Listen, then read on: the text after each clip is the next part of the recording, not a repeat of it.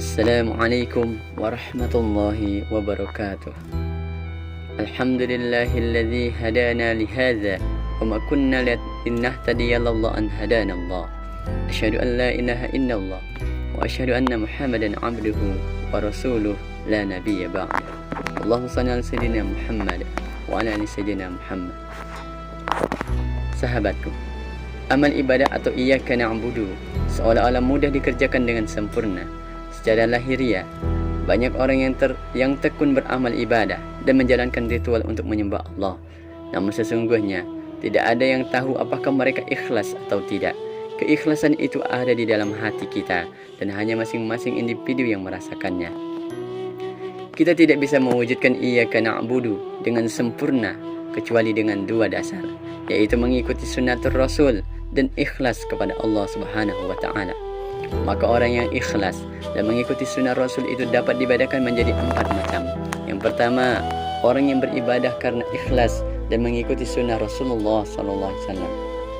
Orang yang masuk dalam golongan inilah yang benar-benar memahami dan menghayati bagaimana seharusnya beribadah kepada Allah Subhanahu wa ta'ala.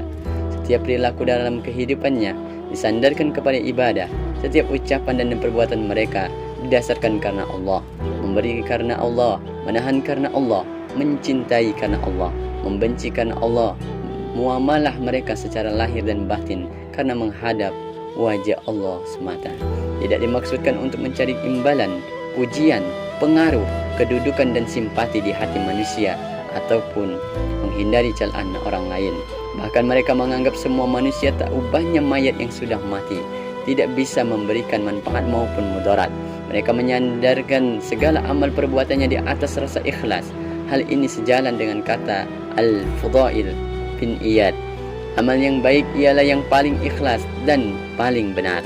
Orang-orang bertanya, wahai Abu Ali, sebutan Al-Fudail, apa yang dimaksudkan paling ikhlas dan paling benar?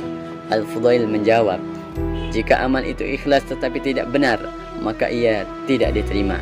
Jika amal itu benar tetapi tidak ikhlas, maka ia tidak diterima pula, hingga ia ikhlas dan benar. Ikhlas artinya karena Allah benar, artinya berdasarkan as-sunnah. Qul innama ana basyarum mislukum yuha ilayya annama ilahukum ilahu wahid. Faman kana yarju liqa'a rabbih falyamal 'amalan shalihan wa la yusyrik bi ibadati rabbih ahada. Hadirin para sahabatku sekalian, yang kedua adalah golongan orang yang tidak ikhlas dalam menjalankan ibadah dan tidak pula mengikuti sunnah Rasulullah SAW. Orang ini menjalankan ibadah tetapi hatinya dipenuhi oleh tujuan-tujuan di luar Allah. Tujuannya semata-mata karena hawa nafsu, karena riya, ingin dipuji, takut dicela dan lain sebagainya. Meskipun di satu sisi ibadahnya ditujukan karena Allah, namun di sisi lain rasa ikhlasnya rusak karena riya. Amal ibadah yang dikerjakan juga tidak sesuai dengan syariat. Betapa banyak kita menjumpai golongan semacam ini. Mereka tampaknya tekun menjalankan ibadah kepada Allah, namun ibadahnya jauh dari ajaran Rasulullah SAW. Agama mereka dicampur adukan dengan tradisi. Mereka mencari dalil pembenaran agar apa yang diamalkan itu menjadi seolah-olah sesuai dengan syariat. Ibadah yang dilakukan disertai dengan pamer dan berharap orang lain melihatnya lalu memujinya. Sesungguhnya golongan ini adalah seburuk-buruk hamba dan paling dibenci Allah. Maka mereka digambarkan di dalam Al-Quran surah Ali Imran ayat 188. Allah berfirman, A'udzubillahi minasyaitonir rajim. Bismillahirrahmanirrahim. La tahsabanna alladhina yafrahuna bima ataw wa yuhibbuna an yuhmadu bima lam yaf'alu fala tahsabannahum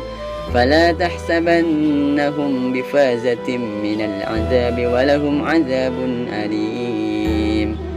Janganlah sekali-kali kamu menyangka bahwa orang-orang yang gembira dengan apa yang telah mereka kerjakan dan mereka suka supaya dipuji terhadap perbuatan yang belum mereka kerjakan. Janganlah kamu menyangka bahwa mereka terlepas dari siksa dan bagi mereka siksa yang pedih. Ketiga, golongan yang melihat hatinya sehingga jika menjalankan ibadah selalu disandarkan kepada rasa ikhlas, namun cara ibadahnya tidak mengikuti syariat as-sunnah. Inilah cara-cara ibadah yang dilakukan oleh orang-orang bodoh. Mereka yang cenderung kepada zuhud dan hidup miskin. orang-orang yang beribadah kepada Allah dengan cara yang tidak disukai dengan perintahnya. Keempat, golongan orang yang beramal sesuai dengan perintah dan as-sunnah, namun amal ibadah mereka dikerjakan bertujuan untuk selain Allah.